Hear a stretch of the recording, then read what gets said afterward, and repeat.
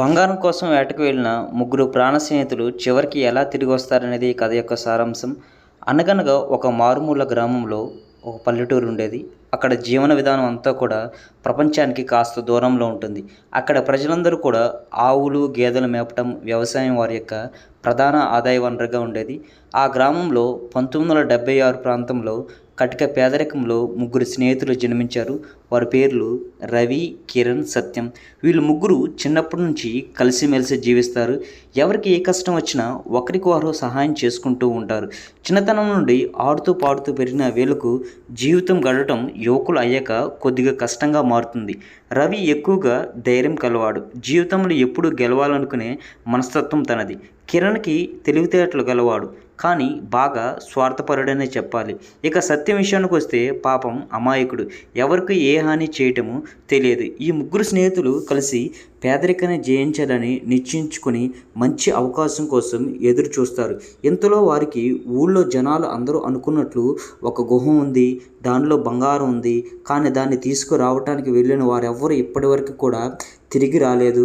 ఆ ధైర్యం కూడా ఎవరూ చేయలేదని వీళ్ళ ముగ్గురికి తెలుస్తుంది. వాళ్ళు ముగ్గురు కూడా కలిసి గుహలో బంగారం వెతికి తీస్తే లైఫ్ సెటిల్ అవుతుందని నిర్ణయించుకొని ఉత్తర దిక్కుగా ఉన్న గుహ వైపు బయలుదేరతారు. ఆ గుహలోకి వెళ్ళాలంటే ముందుగా ఊరికి 20 కిలోమీటర్ల దూరంలో ఉన్న అడవిని దాటవలసి ఉంటుంది. ఇలా అడవిలో నడుచుకుంటూ వెళ్తూ అలసిపోయి దాహం తీర్చుకోవడానికి చిన్న జలపాతం దగ్గర ఆగుతారు. ఇంతలో ఒక సౌందర్యవతి అనే యువతి తప్పిపోయిన గొర్రె పిల్లను వెతుక్కొని జలపాతం దగ్గరికి వస్తుంది. ఆ స్త్రీని చూడటానికి 2 కళ్ళు సరిపోవు అన్నట్లుగా పొడవాటి జడ, కళ్ళలో మాయ, అందమైన రూపం, పెదాల్లో తేనెజాలు వారుతున్నట్లు అందమైన సొగసుతో అటుగా రాగా ఆమెను చూసి కిరణ్, ఎవరి ఈ అపురూప సుందరి? ద్రాక్ష తోటలో వలె నిగనిగ మెరుస్తూ ఉన్నది అంటాడు. మీరు అని చిరునవ్వుతో చిందుస్తూ అడుగుతాడు. నా పేరు లీల, మీరు ఇక్కడ ఏం చేస్తున్నారు అని అడుగుతుంది. అప్పుడు సత్యం, బంగారం ఉన్న గుహ కోసం వెతుకుతూ దాహం వేసి ఇక్కడ ఈ జలపాతం దగ్గర ఆగాము. దాహం తీర్చుకొని కాసేపు అలా సేద తీరుతుంటే మీరు ఎందుకనో ఉరుకులు పరుకుల మీద ఇక్కడికి వచ్చారు అని చెప్పగా, లీలా అప్పుడు నా గొర్రెపిల్ల తప్పిపోయింది, గొర్రెపిల్లను వెతుకుతూ ఇక్కడికి వచ్చాను. ఎవరో ఇటుగా కూర్చొని ఉన్నారు, మిమ్మల్ని అడుగుదామని ఇక్కడికి వచ్చాను. అయితే మీరు దేనికోసం ఇక్కడ వెయిట్ చేస్తున్నారో తెలియక నాలో నేను మదన పడుతున్నాను.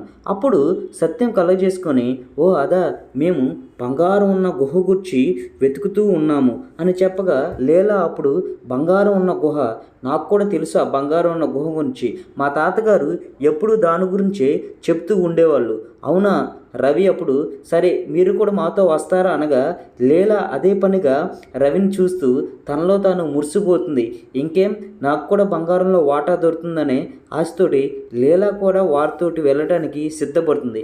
లీలా అందం చూసిన ఆ ముగ్గురు యువకులు కూడా లీలాను తమతో తీసుకెళ్ళటానికి ఎటువంటి సందేహం లేకుండా నలుగురు కలిసి అడవివైపు ప్రయాణం సాగిస్తూ ఉండగా, ఇంతలో అడవి మార్గ మధ్యంలో ఒక ఎలుగుబంటి లీలా మీద దాడి చేస్తుంది. లీలాను ఎలుగుబంటి నుంచి తప్పించడానికి ఆ ముగ్గురు యువకులు సాహసం చేశారనే చెప్పాలి. ఎలాగలా ఎలుగుబంటి నుంచి లీలను కాపాడుతారు. ఈ క్రమంలో ఒకరికి తెలియకుండా ఒకరు లీల మీద మనసు పడతారు. వీళ్ళు ప్రయాణిస్తూ ఉండగా సాయం సంధ్య అవుతుంది. వీళ్ళందరూ కలిసి ఒక మర్రి చెట్టు నీడన నిద్రిస్తారు.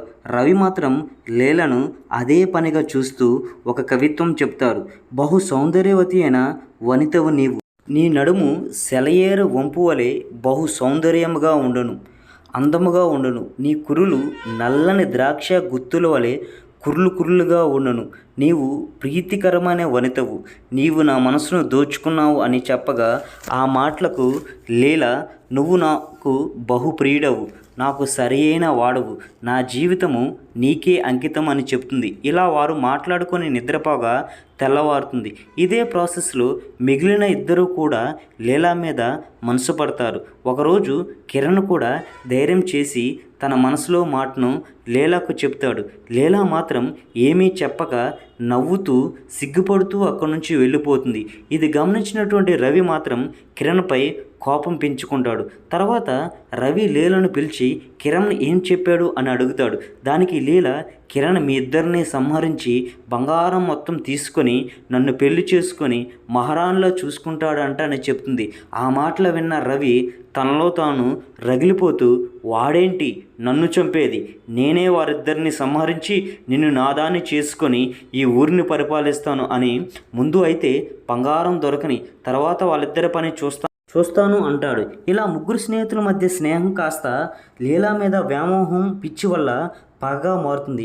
కానీ బంగారం కోసం నడుస్తూ దాన్ని వెతికే పనిలో ఉండగా చివరికి 20 కిలోమీటర్లు ప్రయాణించి గుహకు చేరుకుంటారు. ఆ గుహలో ఉన్న నీళ్లలో 2 కిలోమీటర్స్ వరకు ప్రయాణించి చివరికి బంగారం ఉన్న గది దగ్గరికి చేరుకుంటారు. అక్కడ పెద్ద బండరాయి అడ్డుగా ఉండగా దాన్ని శ్రమించి తీసి బంగారం వెలికి తీస్తారు. బంగారం ఉన్న సంచిని తీసుకొని సొరంగం నుండి బయటికి వస్తారు. ఇప్పుడు మేకవన్నే పులిలా వేచి ఉన్న లీలా మాత్రం బంగారంతో చెక్కేయడానికి ఒక పథకం వేస్తుంది. మీరు ముగ్గురు నన్ను ఇష్టపడుతున్నారు, మీరు ముగ్గురు కూడా వీరాతి వీరులు, బలశాలీలు, ఎన్నో ఏళ్లుగా మీ పూర్వీకులు కనుగొన్న బంగారాన్ని కనుగొన్నారు.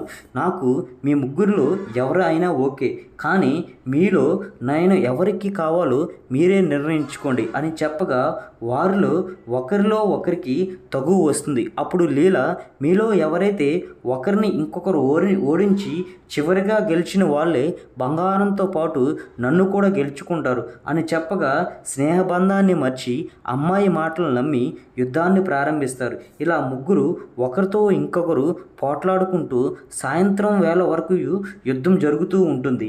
అప్పటి ఆచారాల ప్రకారం సాయంత్రం అవ్వగానే యుద్ధం ముగిస్తారు.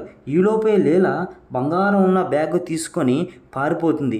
ముగ్గురు తేరుకునేటప్పటికీ లీల అప్పటికే కనపడకుండా పోతుంది.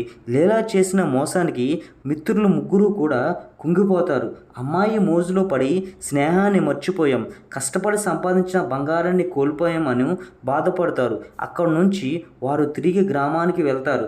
బంగారం పోయింది, కానీ నిజమైన బంగారం లాంటి స్నేహం ఎల్లప్పుడూ ఎప్పుడూ మనతోనే ఉంటుంది అని చెప్పి వారు స్నేహాన్ని కొనసాగిస్తారు. ఇందులో నీతి ఏంటంటే, ఇలా లోకంలో ఎన్నో శక్తులు మంచి స్నేహాన్ని విడదీయటానికి శ్రమిస్తూ ఉంటాయి, కానీ నిజమైన స్నేహం బంగారం వంటిది, ఎప్పుడు మెరుస్తూనే ఉంటుంది. దానికి ఉన్న వాల్యూ ఎవరి వల్ల ఎప్పుడూ కూడా చెడిపోకూడదనేదే నా ప్రగాఢమైన విశ్వాసం.